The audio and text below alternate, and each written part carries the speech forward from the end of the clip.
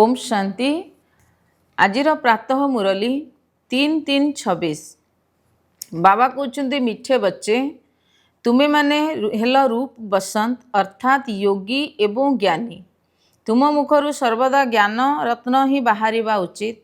जेतेबेले भी केही नुआ जिज्ञासु आसुछंती तांकु बाबांकर परिचय दियो। आजिर प्रश्न निजर अवस्था को एकरस अर्थात स्थिर करिवार उपाय कौन? उत्तर निजर संग प्रति ध्यान दियो तेबे अवस्था एकरस होइजिव। सर्वदा भल भल सेवाधारी विद्यार्थी मानकर संग करिवा दरकार। जदि केही ज्ञान एवं जोग व्यतीत अन्य कोनोसी ओलोटा कथावार्ता करूछंती मुखरु रत्न बदल रे पत्थर बाहर करूछंती तेबे सेमानंक संगरु सर्वदा सावधान रहिबा दरकार। गीत रात के राही थकमत जाना सुबह का मंजिल दूर नहीं। ओम शांति। ज्ञान और विज्ञान यह को अलफ एवं बे कुहाजिव। बाबा अलफ बा आला एवं बे वर्षार ज्ञान दौछंती। दिल्ली रे विज्ञान भवन अच्छी किंतु सेमाने यार अर्थ को जानी नाहांती। किंतु तुम्हें संतान माने जानिछ ज्ञान एवं जोग। जोग द्वारा आमे पवित्र होइथाउ। ज्ञान द्वारा आमे दिव्य गुण धारण करिथाउ। आमे माने एबे सारा चक्र को जानी सारिछु। जोगर यात्रा पाई यही ज्ञान मिलुछि। सेमाने जोग पाई कोनोसी ज्ञान देउनाहांती। सेमाने तो स्थूल ड्रिल आदि शिखाउछंती। यह होछि सूक्ष्म एवं मूल कथा। यही गीतर मध्य ता सहित संबंध रहिछि। बाबा कहउछंती हे संतान माने हे ब्रह्मलोकर यात्री पतित पावन बाबा ही समस्तंकर सद्गति दाता अटंती। सी ही समस्त को घर को जीवाई रास्ता बताइबे। तुम पाखक मनुष्य माने बुझीवाई आसुछंती। कहा पाखक आसुछंती ना प्रजापिता ब्रह्मा कुमार कुमारी पाखक आसुछंती ना। तेणु तुमे तांको पचारिबा दरकार तुमे कहा पाखक आसीछ। मनुष्य माने साधु संत महात्मा पाखक जाइथांती। तांकर नाम मध्य थाए अमुक महात्मा जी।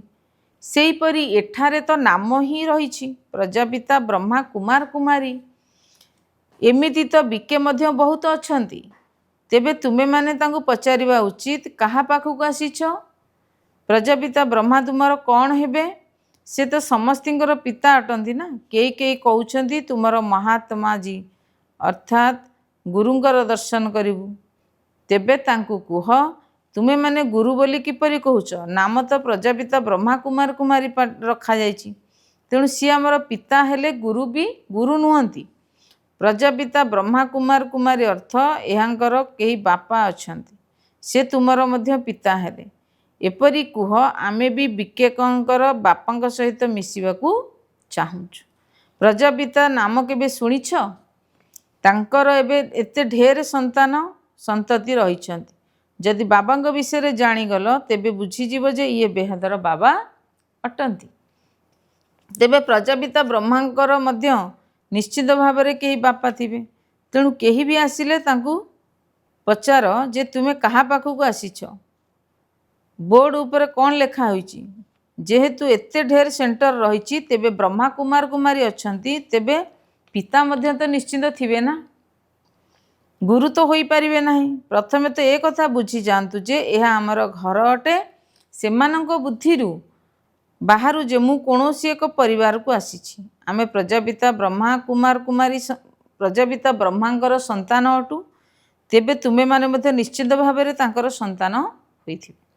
अच्छा यही ब्रह्मा कहार संतान? ब्रह्मा विष्णु शंकरंकर रचयिता तो परमपिता परमात्मा शिव अटंती। से स्वरूप रे होची बिंदु। तांकर नाम होची शिव। से आमर बाबा अटंती। तुमर आत्मा मध्य तांकर संतान अटे। तुमे माने मध्य ब्रह्मांकर संतान अट। तेणु तुमे एपरि कुह जे आमे बापदादा सहित मिसिबाकू चाहुचु।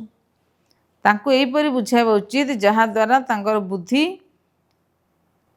बाबांक आड़कू होइजिव। बुझीजिबे जे मु कहा पाखकू आसीछि। प्रजापिता ब्रह्मा आमर पिता अटंती ना। से सब आत्मा मानकर पिता अटंती। तेणु प्रथमे एक कथा बुझी जाओ जे आमे कहा पाखक आसीचु। एहीपरि जुक्तिर सहित बुझाइबा उचित जहा द्वारा से माने जानिजिबे जे एमाने शिव बाबांकर संतान अटंती। यह एक परिवार अटे। तांकु बापा एवं दादांकर परिचय मिल जाऊ। तुमे माने बुझाई परिबो समस्तिंकर सद्गतिदाता निराकार बाबा अटंती, जी कि प्रजापिता ब्रह्मांग द्वारा समस्तिंकर सद्गति करुछंती। समस्ते तांकु डाकुछंती, तुमे माने देखुछ ना केते संतान बाबांग ठारु संपत्ति नउछंती। प्रथमे तांकु बाबांकर परिचय मिलू, तेबे जाई बुझिबे जे आमे बाप दादांक सहित मिसिबा पई आसुछु। सेमानकु कुह आमे तांकु बाप दादा बोली कहूछु। शिव बाबा कहउछंती नॉलेज, शिव बाबा होउछंती नॉलेजफुल पतित पावन।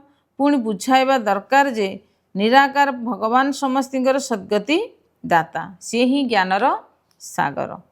आमे माने ब्रह्मांक व्यतीत बेहदर वर्षा नेउछु। तेबे से माने बुझीजिबे जे एही ब्रह्मा कुमार कुमारी शिव बाबांकर संतान, सी ही समस्तंकर पिता अटंती। भगवान एक अटंती, जे सी आदि सनातन देवी देवता धर्म स्थापन करुछंती। स्वर्गर रचयिता सी समस्तिंकर पिता, शिक्षक एवं गुरु मध्य अटंती। आम समस्तंको सृष्टिर आदि मध्य अंतर रहस्य बुझाइछंती, अर्थात त्रिकालदर्शी करुछंती। जहाकु बुझिबा योग्य जहाकु बुझिबो करुछंती, जहाकु बुझिबा योग्य भाबुछ ताकु ए कथा बुझाइबा दरकार। प्रथमे तो पचार तुमर केते जण बापा अछंती। लौकिक एवं पारलौकिक बाबा तो सर्वव्यापी होई परिबे नाही, तेणु सर्वव्यापी होई परिबे नाही। लौकिक बापांग ठारु एही सब वर्षा मिलुची, पारलौकिक बापांग ठारु एही सब वर्षा मिलुची, तेबे तांको सर्वव्यापी बोली किपरि कुहा जिवो। एही शब्द को नोट करी धारण कर, एही कथा को निश्चित भाव में बुझाइबा को पड़िबो। तुमे माने बुझाइबो जे एहा हमर घर अटे, एथारे केही गुरु नाहांती। देखुच एमाने सब ब्रह्मा कुमार कुमारी अट। स्वर्गर संपत्ति आमको तो निराकार शिव बाबा ही देइछंती, जी कि समस्तिंकर सद्गतिदाता अटंती। जी भी आसिले तांकु बुझा, तेणु एहीपरि बुझाइले बाबांग पाखकु आसीबा दरकार पड़िबो नाही। सेमाने तो अभ्यस्त हो जाइछंती, तेणु कहउछंती गुरुंकर दर्शन करिउ। भक्ति मार्ग रे गुरुंकर बहुत दर्शन, बहुत महिमा रहिछि। वेदशास्त्र पढ़िबा, तीर्थयात्रा करिबा, से सब गुरु माने ही शिक्षा थांती। तुमे माने बुझाइबा उचित जे मनुष्य केबे भी गुरु होई परिबो नाही। आत्मा ब्रह्मा को मध्य गुरु बोली कहू नाही। सद्गुरु तो केवल जनक पई, कोनोसी मनुष्य ज्ञानर सागर होई परिबे नाही। से माने समस्ते भक्ति मार्गर शास्त्र आदि पढ़ी थांती, तांको शास्त्रर ज्ञान कुआ जाउची, जहाकु दर्शन प्राप्त मध्य कुआ जाय। एठारे आमको ज्ञानर सागर बाबा पढ़ाई देउछन। यह आध्यात्मिक ज्ञान अटे, जदिओ ब्रह्मा विष्णु शंकर को मध्य ज्ञानर सागर कुहाजिबो नाही। तेबे मनुष्य को किपरि कुहाजिबो? मनुष्य केबे भी ज्ञानर अथॉरिटी होई परिबे नाही। शास्त्रर अथॉरिटी मध्य परमपिता परमात्मा को कुहाजिबो।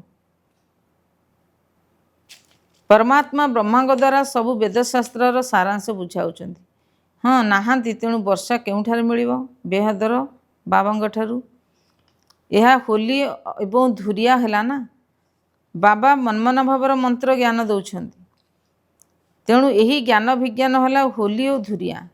किंतु तुमे मानंग पाखरे ज्ञान नथिबा कारणरू परस्पर मुखरे धूली बोलुछंती। एहीपरि मध्य अछंती। ए सबु करिवा द्वारा काहार जदि सद्गति हो नाही। परस्पर मुखरे केवल धूली पकाउछंती, तेबे ज्ञानर तृतीय नेत्र काहा उपरे भी नाही। केवल मन गड़ी कथा सबु आसीछंती। एसबु अंधश्रद्धा बोली कुहा जाए। एबे तुम आत्मा मानंकु ज्ञानर तृतीय नेत्र मिलिछि।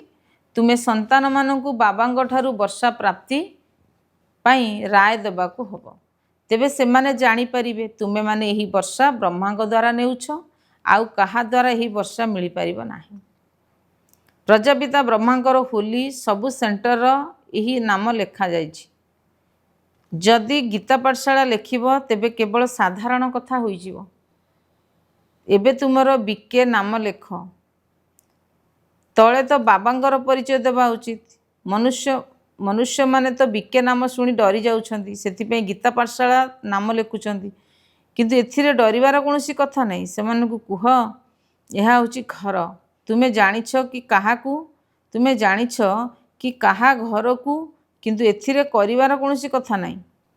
सेमानकु कुह यह होची घर तुमे जानिछ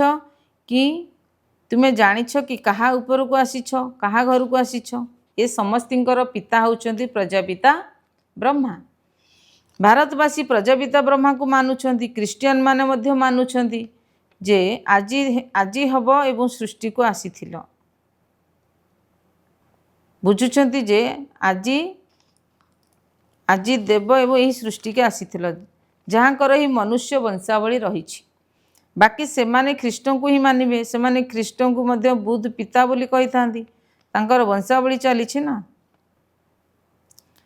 वास्तव में ब्रह्मा बाबा द्वारा आदि सनातन देवी देवता धर्मर स्थापना करथिले। से होई गेले ग्रेट ग्रेट ग्रांडफादर। मनुष्य प्रथमे बाबांकर परिचय देवाको हबो। से माने कहिबे आमे तुमर बाबांक सहित मिसिबाकू चाहुछु। सेमानकु कुह वर्षा शिव बाबांक ठारू मिलुची ब्रह्मा बाबांक ठारू नुहे। तुमर बापा किए गीतार भगवान किए एक आदि सनातन देवी देवता धर्मर स्थापना किए करथिले। बापा नाम कहवा मात्र बुझीजिबे एमाने समस्ते ब्रह्मा कुमार कुमारी शिव बाबांकर संतान अटन। शिव बाबांक ठारू ब्रह्मा बाबा द्वारा गढ़ी ब्रह्मा बाबांक द्वारा गति अर्थात सद्गतिर वर्षा मिलुछि। से वर्तमान आमको जीवन मुक्तिर वर्षा देउछंती बाकी समस्ते मुक्ति को चली जिबा एही ज्ञान तुम संतान मानक मध्य रहिबा उचित। जदि कहीं आसुछंती तेबे तांको बुझाओ आपण कहा सहित मिसिबाकू चाहुछंती। से तो आम भयंकर पिता नुहंती कौनसी गुरु गोसाई नुहंती ए कथा तो तुमे माने जानिछ। जेपरिक होली धुरिया करिथांती निरंतर होली धुलियार कौनसी अर्थ बाहरु नहीं। ज्ञान तुमे माने जानिछ जेपरिक होली धुरिया करिथांती नचेत होली धुरियार कौनसी कथा बाहरु नहीं। ज्ञान आत्मा द्वारा आत्मा रंगीन होछि। यह आत्मा और शरीर दुईटी जाक रही। आत्मा यदि पवित्र हो तेबे शरीर मध्य पवित्र हब। एभली शरीर तो पवित्र नहीं तेणु शरीर मध्य रही मध्य समाप्त हो जिवो। गंगा स्नान करने को जाई किंतु पतित रूपावन बाबांक व्यतीत आउ केही भी कराई परिबे नहीं। आत्मा पतित होउछि तेणु पानीर स्नान रे पावन हो पारिबो नहीं। ए कथा को केही भी जानी नांती। सेमाने तो आत्मा ही परमात्मा बोली कही देउछंती। आत्मा को तो मध्य निर्लेप बोली कही देउछंती। जो माने वर्तमान सेंसिबल होइछंती से माने बुद्धिवान होउछंती। अर्थात यही ज्ञान को से माने निजे धारण करी अन्य माने मध्य ताकू कराई परिबे। जो संतान मानक मुखरु सर्वदा ज्ञान रत्न बाहरुछि तांको रूप बसंत कहा जाउछि। ज्ञान विज्ञान व्यतीत परस्पर मध्य अन्य कौनसी लेन देन रहिबा परस्पर को पत्थर मारिबा जहाँद्वारा सेवा करिवार अपसेवा कहउछंती। 63 जन्म छेद 63 जन्म लेन देन करिवा पई परस्पर को पत्थर मारिबा जहाँद्वारा सेवा विषय रे अपसेवा करूछंती। 63 जन्म हब परस्पर को पत्थर मारी आसीछंती। एबे बाबा कहते तुम्हें माने परस्पर मध्य ज्ञान विज्ञानर कथा होई मन को खुशी कर। परदर्शन परचिंतनर कथा शुणिबा अनुचित। यह ज्ञान अटे। सारा दुनिया परस्पर को पत्थर अर्थात परस्पर को दुख देउछंती। तुम्हें संतान माने तो रूप बसंत अट। तुमको ज्ञान विज्ञानर कथा तो कई करि परिबे नहीं। अन्य कई शुणिबा बा शुणाइबा नहीं उचित नुहे। जी ओलटा कथबार्ता कहउछंती तांकर संग ही खराब। जी बहुतों को सेवा करोउछंती तांकर संग तारिबो तांकर संग चलिबो। केही ब्राह्मण रूप मध्य केही ब्राह्मण रूप बसंत होई थांती तो केही ब्राह्मण पुणी ओलटा सीधा कथबार्ता भी करि थांती। एपरिंकर संग करिबा उचित नुहे जहाँ द्वारा आहुरी क्षति होई जिवो। बाबा बारंबार सावधान कराउछंती केबे भी परस्पर मध्य उल्टा सीधा कथा हुआ नहीं। नचेत निजर एवं अन्यमानंकर मध्य सत्यानाश करदेव पुणी पद मध्य भ्रष्ट हो किंतु बाबा किंतु केते सहजरे शुणाउछंती शौक रहिबा उचित जे बाबा आमे जाए बहुत को यही ज्ञान देबु से माने ही बाबांकर सच्चा संतान अटंती सेवाधारी संतान मानंकर बाबा मध्य महिमा करिथांती तांकर संग करिबा उचित केउ माने भल भल विद्यार्थी मानकर संग करूछंती बाबा को पचारिले ताहा कहि परिबे कहार संग करिबा उचित किए बाबांकर हृदय रही किए किए किए बाबांकर हृदय रही से तुरंत कहीदेवे सेवाधारी मानू बाबा मध्य रिगार्ड दे था कई कई तो सेवा मध्य करि पारु नाहांती एहीपरि खराब को एहीपरि बहुत को खराब संग मिलुची तेणु अवस्था तल उपर हो जाउची। हाँ किए जदि स्थूल सेवार बहुत भल से माने भल वर्षा पाई थांती अलप एवं बे अर्थात बाबा एवं तांकर संपत्ति को बुझिबा तो बहुत सहज अटे कहा कहा को केवल कुह बाबा एवं वर्षा को मने पकाओ बास दुईटी शब्द अलप एवं बे यह तो बिल्कुल सहज अटे ना जदि कहीं आसुचंती तांको केवल यही कथा कुह जे बाबांग आदेश हेउछि मते मने पकाओ बास यह ही हेउछि सबुठारु बड़ खातिरी बाबा कहउचंती मते स्मरण करले तुमको स्वर्गर बसा मिल प्रत्येक सेंटर रे एपरी क्रमान्वय रहिछंती कई कई तो विस्तार भाव में बुझाई पारिबे न बुझाई पारिले केवल यही कथा कुह जे कल्प पूर्वर मध्य बाबा कही कि मते मने पकाओ आउ कौनसी देहधारी देवता आदि को मध्य मने पकाओ नाही बाकी परदर्शन परचिंतन अमुक एपरी कहूची अमुक सेपरी कहूची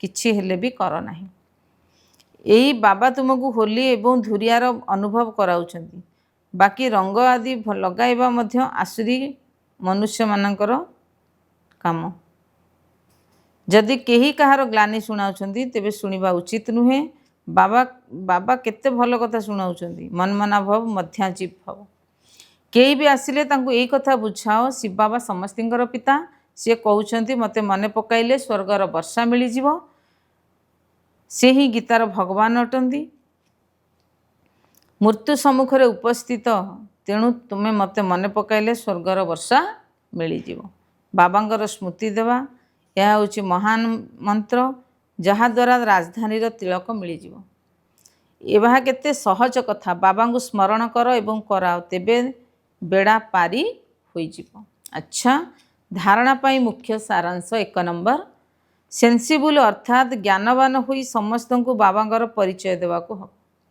मुखरु केबे भी पत्थर बाहर करिबा अपसेवा करिवार नाही ज्ञान जोग व्यतीत अन्य कोनोसी चर्चा करिवार नाही। 2 नंबर जो माने रूप बसंत अटंती एवं योग्य सेवाधारी अटंती सेई मानंकर ही सच संग करिवा को हम जो माने उल्टा सीधा कथा शुणाउछंती सेमानंकर संग करिवार नाही। आजिर वरदान ज्ञान आधार रे रावणर बहु रूप को जानी तार आकर्षण ठारू मुक्त रहुथिबा शक्तिशाली आत्मा हुआ जो पिला माने ज्ञान आधार रे रावणर बहु रूप को भल भाव जानी जाइथांदी सेमानक आगरे से निकट को मध्य आसी परिबो नाही जदि से सुनार हीरार रूप मध्य धारण करिथाउ किंतु एमाने तार आकर्षण रे आसीबे नाही। एहीपरि प्रकृत सीता होई मर्यादार सीमारे रुह मर्यादा सीमार लक्ष्य रखी शक्तिशाली आत्मा हो जहाद्वारा ब्राह्मण अनेक आत्मार सेना तुम उपर आक्रमण करने परिवर्ते तुमर सहयोगी हो प्रकृतिर 5 तत्व अर्थात 5000 परिवर्जित होई तुमर सेवा करने उपस्थित होइजिबे। स्लोगान जदि सेवा क्षेत्र में सफलता प्राप्त करने को चाहूच तेबे निर्माण चित्ती हेबार विशेषता को धारण कर। अव्यक्त इशारा निश्चयर मूलदुआ को मजबूत करी सर्वदा निर्भय एवं निश्चिंत रुह। विजयी हेबार मूलदुआ है निश्चय जदि यही मूलदुआ मजबूत थिबो तेबे ब्राह्मण जीवन रूपी भवन केबे भी हलचल होई परिबो नाही। ତେଣୁ ସର୍ବଦା ନିଶ୍ଚିନ୍ତ ସ୍ଥିତିରେ ରହିବ। ଯଦି ମୂଳଦୁଆ ଦୁର୍ବଳ ହେଲା ତେବେ ଛୋଟିଆ ତୋଫାନ ଟିକେ ଆସିଲେ ବି ଟିକିଏ ଭୂମିକମ୍ପ ହେଲେ ଭୟ ଲାଗିବ ଯେ ମୋର ଏହି ଭବନ ଟଳିଯିବ ନାହିଁ ତ ବା ଫାଟ ହୋଇଯିବ ନାହିଁ ତ। ତେଣୁ ନିଶ୍ଚୟର ମୂଳଦୁଆ ଯଦି ମଜବୁତ ଥିବ ତେବେ ନିର୍ଭୟ ଏବଂ ନିଶ୍ଚିନ୍ତ ରହିବ। ଓମ୍ ଶାନ୍ତି।